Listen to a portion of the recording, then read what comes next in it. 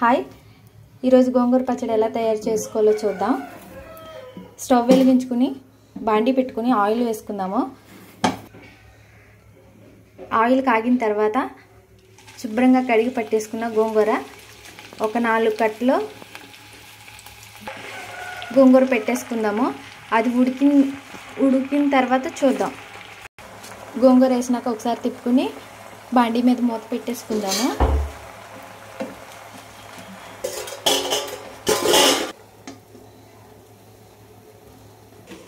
ఒకసారి మూత తీసుకుని చూద్దాం.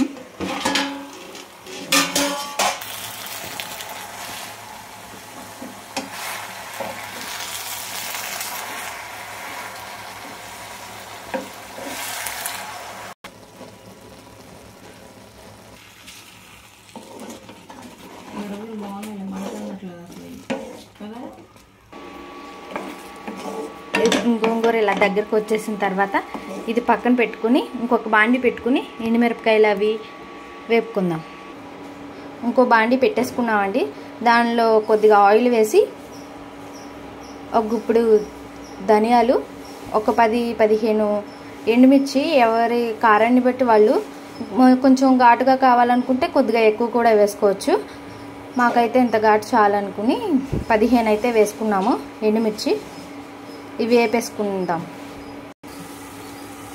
కొద్దిగా కరివేపాకు, కొద్దిగా జీలకర్ర, వెల్లుల్లిపాయ ఒక పాయ వేసేసుకున్నాము. మొత్తం ఒకసారి వేపేసుకుందాము. అవి వేగిపోయిన తర్వాత దించేసి పక్కన పెట్టుకుందాము. పచ్చట్లో చల్లారిపోయిన తర్వాత మిక్సీ పట్టుకుందాము. చల్లారిపోయినాయండి. ఎండుమిరపకాయలు, ధనియాలు ఇవన్నీ మిక్సీ పట్టుకుందాము. సరిపడా ఉప్పు, గోంగూర రోట్లో వేసి రుబ్బుకుంటున్నామండి. ఎందుకంటే మిక్సీలో అయితే మరీ మెత్తగా అయిపోతుంది కదా, అందుకే రోట్లో వేసి రుబ్బుకుని ఇందాక మిక్సీ పట్టిన మిశ్రమాన్ని దీంట్లో వేసుకున్నాం.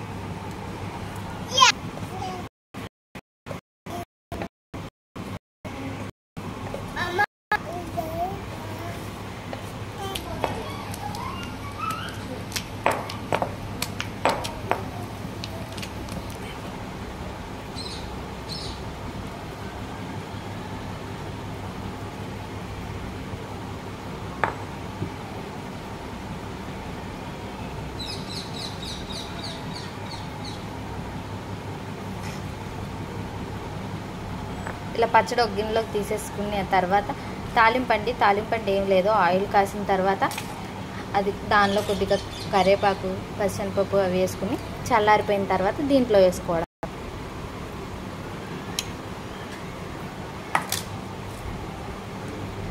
ఇదిగోండి తాలింపు. చల్లారిపోయిన తర్వాత నూనె పచ్చడిలోకి వేసేసుకున్నాం.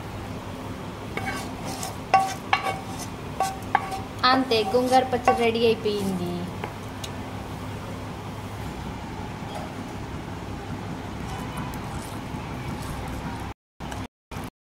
చేసుకుంటే చాలా టేస్టీగా ఉంటుంది.